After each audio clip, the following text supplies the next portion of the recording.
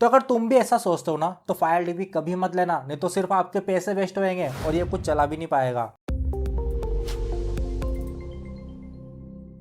All right दोस्तों, क्या हाल चाल बताओ कमेंट शमेंट करके। तो भाई इस वीडियो के अंदर ना अपन Q1 बॉक्स और फायर टीवी को आपस में भिड़वाने वाले हैं, क्योंकि अभी सिर्फ दो ही मुद्दे चल रहे हैं। पहला तो है अमेरिका के इलेक्शन और दूसरा है कि इन दोनों में से कौन सा लेना चाहिए।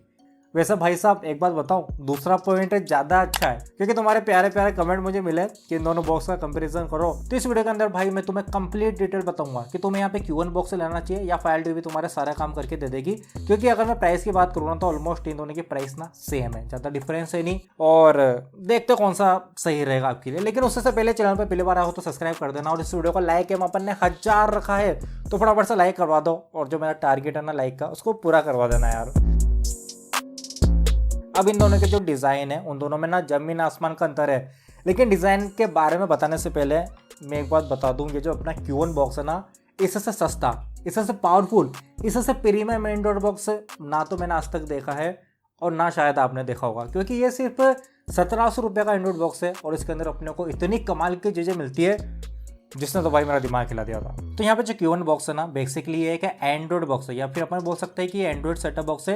कुछ इस टाइप की डिज़ाइन में आता है। अब यहाँ पे जो सेटअप बॉक्स होता है ना उनका फायदा ये रहता है कि इसके अंदर अपने को ज़्यादा पोर्ट मिल जाते हैं। जैसे कि अगर मैं बात करूँ ना तो इसके अंदर अपने को USB के दो पोर्ट मिल रहे हैं, एक लैन का पोर्ट भी मिलता है और AV का पोर्ट भी दे रखा है ताकि अपन पुरानी टीवी में इसको डायरेक्टली चला सके और माइक्रो SD कार्ड के जरिए अपन इसकी इंटरनल मेमोरी को एक्सटेंड भी कर सकते हैं। तो यहाँ पे जितने भी एंड्रॉइड बॉक्स होते हैं ना इनका सबसे बड़ा फायदा ये रहता है कि अपने को वाइड कनेक्टिविटी मिलती है। आप बहुत सारे डिवाइस इसके अंदर यूज कर सकते हो, इनफैक्ट पुरानी टीवी में इसको डायरेक्ट चला सकते हो। लेकिन दूसरी तरफ अगर मैं फायर टीवी की बात करूं, वैसे एक बात समझ लेना यार, ये जो मैं कंपैरिजन कर रहा हूं ना ये फायर टीवी लाइट और थर्ड जनरेशन का ही है।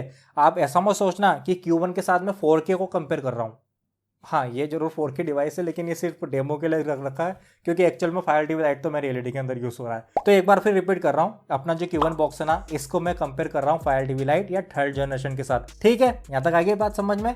अब फायर टीवी जो है ना बेसिकली एक टीवी स्टिक है और सबसे बड़ा डाउनग्रेड तो यही है कि कोई भी अपने को ना पोर्ट मिलता नहीं है। तो अगर आप फायर टीवी के अंदर USB को यूज करना चाहते हो या पुरानी टीवी में इसको चलाना चाहते हो तो आपको बहुत सारी एक्सेसरीज और डिवाइस की जरूरत होगी, मतलब एक्स्ट्रा खर्चा फायर टीवी के साथ। और हाँ फायर टीवी की एक अच्छी बात यह है कि ये ना एक टीवी स्टिक है तो ये आपके LED के पीछे लग जाता है।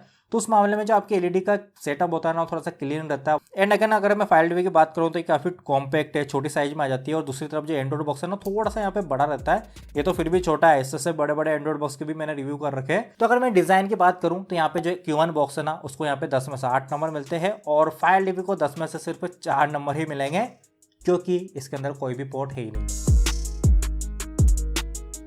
अब भाई साहब जाहिर सी बात है कि तुम्हें मैं स्पेसिफिकेशन बताऊंगा सही, लेकिन उससे पहले एक छोटा सा कमेंट करके बता दो कि आप अगर फायर टीवी लेते हो या Q1 बॉक्स से लेते हो तो इसके अंदर इंटरनेट कैसे चलाओगे। क्या आप अपने मोबाइल के हॉट स्पॉट से इन दोनों के अंदर इंटरनेट चलाने वाले हो या फिर आपके घर में फाइबर कनेक्शन है। अब यहाँ पे जो अपना Q1 बॉक्स है ना इसके अंदर अपने को कमाल की एक तरफा स्पेसिफिकेशन मिलती है। पहली बात ये 1700 रुपये का बॉक्स है, उसके बाद भी इसमें 2 GB की रैम है, इंटरनल मेमोरी 16 GB की, एंड्रॉइड 10 के साथ ही आता है और SoC यानी कि जो इसके अंदर प्रोसेसर यूज हुआ है वो A53 है और जो अदर स्पेसिफिकेशन है ना हाईटेक वाली वो आपको स्क्रीन के ऊपर दिख रही होगी। लेकिन अगर मैं इसी की जगह ना फायर टीवी की बात करूँ तो ये थोड़ा सा यहाँ पे कमजोर हो गया है। देखो फायर टीवी अगर आप लाइट लेते हो या थर्ड जनरेशन लेते हो दोनों के अंदर सेम स्पेसिफिकेशन मिलती है। 1 GB की रैम, 8 GB की इंटरनल मेमोरी जो बहुत ज़्यादा कम है और प्रोसेसर अपने को A53 मिलता है। ये अच्छी बात है बाय द वे, लेकिन एंड्रॉइड 8 के ऊपर ही चलता है जो कि बहुत ज़्यादा पुराना एंड्रॉइड वर्जन है। और फायर टीवी की जो अदर स्पेसिफिकेशन है वो आपको स्क्रीन के ऊपर यहाँ पे दिख रही होगी। तो यहाँ पे तो कोई सवाल ही नहीं उठता है, एक तरफा जीत यहाँ पे Q1 बॉक्स की हुई है। इसको 10 में से 10 नंबर मिले हैं और फायर टीवी को 10 में से 6 नंबर ही मिले हैं, वो भी सिर्फ प्रोसेसर के सहारे क्योंकि प्रोसेसर दोनों के अंदर सेम है। लेकिन भाई एक बात मैं तुम्हें पहले बता दूं, यहाँ पे तुम सिर्फ स्पेसिफिकेशन को जज करके Q1 बॉक्स को लेने वाला हो ना, ये गलती मत करना, लिटरली बता रहा हूँ। क्योंकि यार पूरी वीडियो को देखो, हो सकता है कि आगे चल के फायर टीवी जीत जाए, तो अपन सस्पेंस को पूरी तरीके से बनाते हुए आगे बढ़ते हैं। अब यहाँ पे जो फीचर्स अपने को मिलते हैं ना इस मामले में थोड़ी सी बाजी उल्टी हो जाती है। लेकिन फीचर के बारे में समझने से पहले एक छोटी सी जानकारी मैं आपको दे दूं। देखिए मेरे भाइयों यार, मैंने लिटरली मैं काफ़ी मेहनत करके एक वीडियो बनाई है ये वाली, जिसके अंदर मैंने ट्रेडिंग से रिलेटेड कुछ बात बताई है। देख लिया करो जाके यार, वीडियो पे व्यू नहीं आते और ये वीडियो काफ़ी मेन होती है मेरे लिए, तो लिंक आई बटन और डिस्क्रिप्शन में मिल जाएगी। ओके, तो अगर मैं Q1 बॉक्स की बात करूँ ना, तो Q1 बॉक्स अपना गूगल सर्टिफिकेशन के साथ आता है और इसके अंदर अपने को प्रॉपर एंड्रॉइड यूआई मिलती है। और दूसरी तरफ अपना जो फायर डीबी स्टिक है, इसके अंदर कंप्लीटली अपने को फायर डीबी ओएस मिलता है, जो कि कॉम्प्लेक्स है, इस्तेमाल करना बहुत ज़्यादा टफ है इसको, क्योंकि इसको ना डिज़ाइन थोड़ा सा यहाँ पे कॉम्प्लेक्स कर रखा है और मेरी नज़र में ये चीज़ अच्छी नहीं है। वैसे Q1 बॉक्स ना इस मामले में अच्छा है, क्योंकि इसके अंदर अपने को प्रॉपर एंड्रॉयड की यूआई मिलती है, जो कि मोर देन बेटर है। एंड Q1 की अगर मैं बात कर ही रहा हूँ तो Q1 बॉक्स ना फास्ट है, सारी चीज़ें इसमें आराम से काम करती है, मल्टीटास्किंग आप आराम से कर पाओगे, क्योंकि 2 GB की रैम इसके अंदर अपने को मिल रही है। तो आप किसी भी एप्लीकेशन को मिनी स्मैश करके दूसरी एप्लीकेशन को ओपन करते हो, देन उसके बाद वापस से पहली वाली एप्लीकेशन को ओपन करते हो, तो वो ओपन हो जाती है, क्योंकि मल्टीटास्किंग अच्छे से होती है। लेकिन दूसरी तरफ अपने जो फायर डीबी स्टिक है, हाँ वैसे तो ये भी फास्ट है, सारे काम ये भी अपने को करवा के दे देगी, इसके अंदर भी सारी चीजें ऑलमोस्ट चल जाती है, लेकिन मल्टीटास्किंग का एम भी नहीं मिलता भाई इसके अंदर। भूल जाओ, मल्टीटास्किंग तो नहीं होगी फायर डीबी स्टिक के अंदर अगर आपके पास लाइट और थर्ड जनरेशन है। हाँ 4K के अंदर हो जाती है मल्टीटास्किंग, क्योंकि रैम ज़्यादा है, लेकिन लाइट और थर्ड जनरेशन के अंदर नाम की मल्टीटास्किंग नहीं होगी, सच बता रहा हूँ, क्योंकि मैं यूज कर रहा हूँ अपनी स्टडी वाली एलईडी में फायर टीवी को। एंड यहाँ पे Q1 बॉक्स के अंदर अपने को माउस का एक फीचर मिलता है, जो कि रिमोट के जरिए काम करता है। And the best part, Q1 box के अंदर अपने को ऑफिशियल ऐप स्टोर मिलता है, जिससे अपन अपनी फेवरेट एप्लीकेशन को डाउनलोड कर सकते हैं। और सिमिलर अगर मैं फायर टीवी की बात करूँ ना, तो इसके अंदर इसका खुद का ऐप स्टोर मिलता है, जिसके अंदर कुछ इतनी ज़्यादा एप्लीकेशन की वैरायटी तो अपने को नहीं मिलेगी, लेकिन हाँ OTT की जितनी भी एप्लीकेशन है ना पॉपुलर वाली, वो तो ऑलमोस्ट अपने को इसके अंदर सारी मिल जाएगी। लेकिन हाँ फायर टीवी के अंदर अपने को एनीकास्ट मिल जाता है, जिससे आप अपने मोबाइल की स्क्रीन को एलईडी के अंदर डायरेक्टली ट्रांसफर कर सकते हो बिना इंटरनेट के।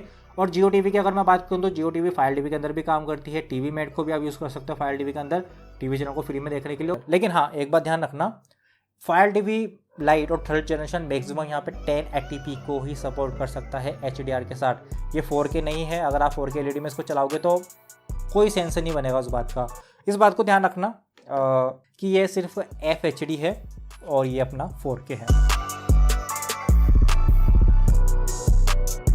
अब अपना जो लॉन्ग टर्म में सर्विस वाला पार्ट है ना, ये कहीं ना कहीं बहुत ज़्यादा इंपॉर्टेंट है, क्योंकि देखिए आपने एक बॉक्स ले लिया या फायर टीवी ले ली, अब आप चाहते हो कि यार वो कम से कम 3 से 4 साल चले, या फिर हमने जो इन्वेस्टमेंट करा है कम से कम वो लंबा तो चले, तो उसके लिए ना थोड़ी बाजी पलट गई। अब मैं कैसे समझाऊँ आपको, चले समझने की कोशिश करना। देखो यहाँ पे जो Q1 बॉक्स है ना, नो डाउट एक तरफा है, लेकिन ये 100% गूगल सर्टिफिकेशन के साथ नहीं आता। इसके बारे में मैंने डिटेल में बता रखा है, वीडियो को जाके देख लेना Q1 बॉक्स की। तो इसी वजह से इसके अंदर अपडेट तो मिल जाते हैं भाई, लेकिन अगर आप अपडेट करने जाओगे ना, तो ये बॉक्स ख़राब हो जाएगा। और काफ़ी लोगों के हुआ है, मतलब इस चीज़ को मैं कैसे एक्सप्लेन करूँ मुझे समझ में नहीं आ रहा। ये बॉक्स के अंदर अपडेट आपको मिलता है, और अगर आप अपडेट कर लेते हो ना, तो ये बॉक्स चलना ही बंद हो जाएगा, और ये काफ़ी लोगों को प्रॉब्लम आ रही है। तो अगर आप ये Q1 बॉक्स को खरीदते हो ना, तो इसको अपडेट मत करना, ये इसका एक सोल्यूशन है, और इस बात को ध्यान रखना, नहीं तो आपके पैसे वेस्ट हो जाएंगे। बाय द वे अगर आप अपडेट इसको नहीं करते हो ना, तो ये 3 से 4 साल आपके रेलेवेंट है, मैक्सिमम 4 साल तक ये चल सकता है मेरे पॉइंट ऑफ व्यू से। खैर वही वाली बात है यार, चले तो चांद तक, नहीं चले तो शाम तक। हाँ लेकिन दूसरे तब यहाँ पे जो फायर टीवी स्टिक है ना, इसने बाजी मान ली है। फायर टीवी की ना सबसे कमाल की बात यह है कि बैकएंड में जो इसके डेवलपर है, जो कि इसके अपडेट को यहाँ पे डिजाइन करते हैं, उनकी टीम बहुत ज़्यादा एक्टिवली काम करती है। अपने को 100% रेगुलर अपडेट यहाँ पे मिलते रहेंगे। और अगर मैं बात करूँ ना, तो fire TV third generation light 4K max कोई भी आपके पास डिवाइस हो ना, मिनिमम वो 5 साल चलने वाला है मिनिमम। चाहो तो आप उसको 8 से 10 साल भी चला सकते हो, मतलब इस डिवाइस में इतना दम है कि आपके 10 साल तक चल जाएगा। 4K मैक्स की मैं बात कर रहा हूँ बाय द वे। क्योंकि एक बात बताऊँ मैं आपको, मेरे पास यहाँ पे फायर टीवी लाइट है, ये आप देख रहे हो, और ये 3 साल हो चुके हैं मुझे इसको बाय करे हुए, और अभी भी आज की डेट में जब मैं वीडियो को शूट कर रहा हूँ ना, इसके अंदर अपडेट आया हुआ है। और मतलब तुम सोचो 3 साल बाद भी इनकी टीम इतनी एक्टिवली काम कर रही है कि इसके अंदर अपडेट आ चुका है, और अपडेट होने के बाद ना इसकी परफॉर्मेंस और ज़्यादा बेटर हो जाती है। तो अगर आपको एक ऐसा डिवाइस चाहिए ना जो कि आपके लंबे चले, तो फायर टीवी का कोई तोड़ ही नहीं है। फायर टीवी इस मामले में सुपर बेस्ट है, क्रोम कास्ट भी इसके अड़के नहीं निकलेगा। तो अपने Q1 बॉक्स को यार 10 में से 6 नंबर मिलेंगे, और फायर टीवी को 10 में से 10 नंबर मिलेंगे, क्योंकि अपडेट जो ये रेगुलर अपने को दे रहा है यार, इस वजह से। अब आपको यहाँ पे कौन सा खरीदना चाहिए, ये वाला पॉइंट अपने वीडियो का सबसे आखिरी पॉइंट है, और ध्यान से समझ लेना ऑफकोर्स। देखिए अगर आपको ना एक एंड्रॉयड सेटअप बॉक्स चाहिए, जिसके अंदर आप ज़्यादा गैजेट्स को यूज़ करना चाहते हो, पेन ड्राइव के थ्रू मेमोरी कार्ड लगा के, या पुरानी टीवी में डायरेक्ट चलाना चाहते हो, तो उस मामले में एंड्रॉयड बॉक्स से बेस्ट चॉइस है ही नहीं। साथ में एक एंड्रॉइड बॉक्स की जो गेमिंग परफॉर्मेंस होती है ना वो ज़्यादा बेटर होती है। एंड या प्रोडक्टिविटी वाले वर्क, जैसे कि अगर आप ब्राउजर करते हो, ब्राउजिंग में आप कोई भी वेबसाइट के ऊपर काम करते हो, जैसे कि अपन जनरली कंप्यूटर या लैपटॉप में करते हो, उसमें भी तो अपन ब्राउजर खोल के ही बैठते हैं ज़्यादातर। तो अगर आप एक एंड्रॉइड बॉक्स में कीबोर्ड माउस को अटैच कर लेते हो ना, तो ब्राउजर को आप इस तरीके से ऑपरेट कर सकते हो जैसे कि आप एक कंप्यूटर को चला रहे हो। तो कहने का मतलब अगर आप हैवी यूज़र हो और बहुत ही तगड़े आपको काम करने हैं और बहुत ही नेक्स्ट लेवल तक इसकी परफॉर्मेंस को पुश करना है, तो Q1 बॉक्स आपके लिए ही बना हुआ है। लेकिन अपडेट मत करना। खैर कंपनी वाले इस प्रॉब्लम को जल्दी सोल्व करेंगे, उनसे मेरी बात होगी।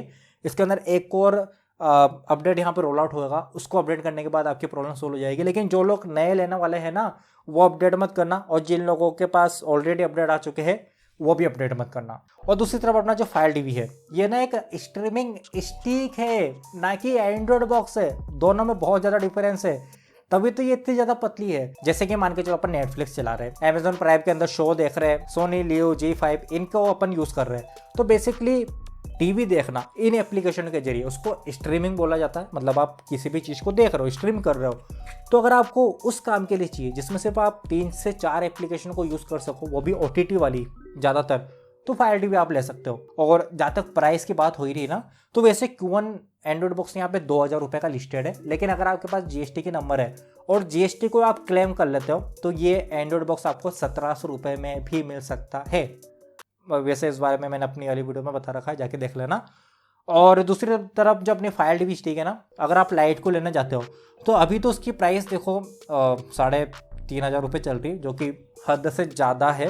लेकिन सेल के अंदर ये अराउंड आपको 1800 रुपये का मिल जाएगा। और सिमिलर यहाँ पे फायर टीवी 3rd जनरेशन की प्राइस यहाँ पे 4500 रुपये चल रही, जो कि भाई साहब हद से ही ज़्यादा है। मतलब 4500 रुपये में कौन लेगा फायर टीवी स्टिक। लेकिन सेल आन दो, सेल के अंदर ये आपको 2000 से 2200 रुपये का मिल जाएगा फायर टीवी 3rd जनरेशन, और लोगों ने ले रखा है। वैसे सेल आती रहती है और आराम से आपको फायर टीवी 1800 से 2000 रुपये में मिल जाएगी, लाइट और 3rd जनरेशन। तो भाई ये थी अपनी video Q1 versus fire TV के बारे में। अब वीडियो आपको कैसी लगी कमेंट करके बता देना। अगर कोई भी डाउट हो तो भी कमेंट कर देना, मैं सॉल्यूशन बता दूंगा 24 घंटे के अंदर। और कोई फीडबैक हुआ तो भी मुझे बता देना। और वीडियो को देख लिया करो यार, या भी शेयर कर दिया करो। और लिटरली मैं इन वीडियो का चलना बहुत ज़्यादा ज़रूरी है मेरे लिए। बाय बाय, अपना ध्यान रखना और इन वीडियो का भी ध्यान रखना। कम से कम इनको शेयर तो कर ही सकते हो। ओह सॉरी, उधर जाना है मुझे।